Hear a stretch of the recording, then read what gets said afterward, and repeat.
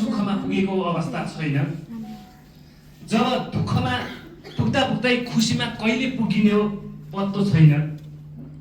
वास्तविक हाम्रो समाजमा हाम्रो अछाममा भएको कुरा मैले 7 वर्षदेखि अनुभव गरेको छु।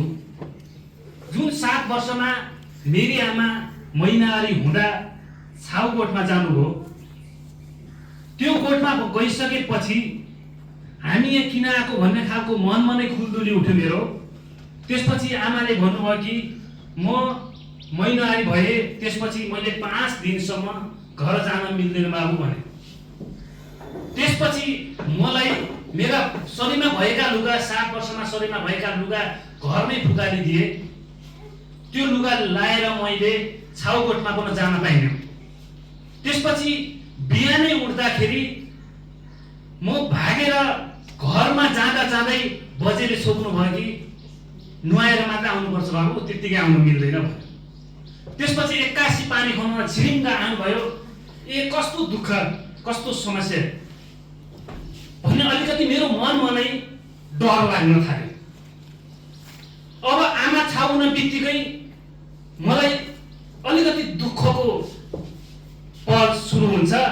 त्यसपछि 7 वर्षको घरभन्दा टाढाको गोठमा बस्नुपर्ने, घर नजिक नहुने त्यो गोठ, घरभन्दा टाढा बस्नुपर्ने। त्यसपछि चिसो पानीले नुहाउनु पर्ने, नुहाएर मात्रै घर फर्किनु पर्ने त्यस्तो अवस्था।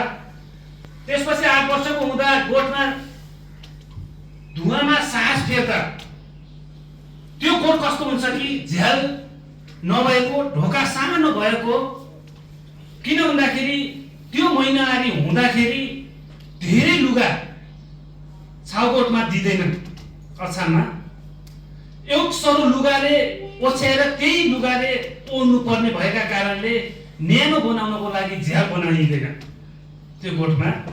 त्यसैले त्यहीभित्र आगो बाल्दाखेरि धुवा बाहिर जाने ठाउँ नपाएर अलिकति सास फेर्न गाह्रो भएको अवस्था आउँथ्यो।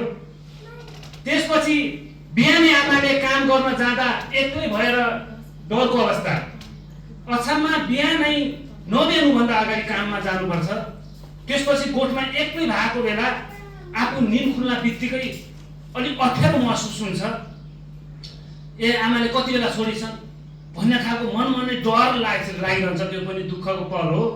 त्यसपछि अनि स्कुलमा गिराकारेको समय पाइन अँध्यारोमा कोठामा बस्दाखेरि जहिले पनि हाम्रो समाजमा घरमा त उज्यालो हुन्छ, गोठमा कहिले पनि उज्यालो हुँदैन। गिराकारे गर्ने समय भनेको बेलुका मात्रै हो। बिहान सबैले काममा जानुपर्छ।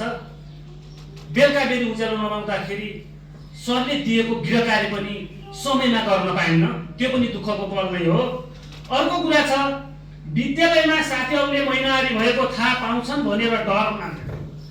महिनावारी त्यति बेला सेनिटरी प्याडदेखि लिएर प्याडहरूको व्यवस्था थिएन, पेन्टीको व्यवस्था थिएन। त्यो उमेरमा जुन 10 वर्षको उमेरसम्म मैले अनुभव गर्दाखेरि अरूले थाहा पाउँछ कि बेन्चमा यताउति अनि त्यो रगर लसपस्यो भने अरूले थाहा पायो भने मेरो के अलिकति नराम्रो हुन्छ कि मलाई दुर्व्यवहार गर्छन् कि भन्ने खालको डर त्रास भइरहन्थ्यो। अनि त्यसपछि 11 वर्ष हुँदा महिनावारी भएको बेला टाढा धारामा नुहाउँदा, अछाममा चाहिँ सामूहिक धारा नजिक, घर नजिक धारामा कहिले पनि महिनावारी भएका बेला नुहाउन मिल्दैन, त्यहाँ लाग्न पनि मिल्दैन।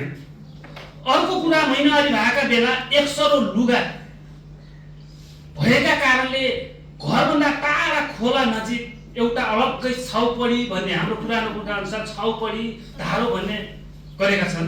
त्यो अनुसार अलग्गै किसिमको महिनावारी धारो हुन्छ। त्यो धारोमा एक सरो धोती फेरेर नुहाउनु पर्छ। त्यसपछि त्यो उमेरमा, मेरो उमेरमा लगभग त्यो 11 वर्षको उमेर थियो, त्यति बेला कुनै पनि झाडी वा कुनै ढुङ्गाको काठमा छप्केर त्यो एक सरो धोती सुकिसकेपछि मात्रै आफ्नो शरीरमा बेरेर घरमा फर्किनु पर्ने बाध्यता हुन्थ्यो त्यो समयमा। त्यो पनि दुःखको पल नै हो। अर्को कुरा चाहिँ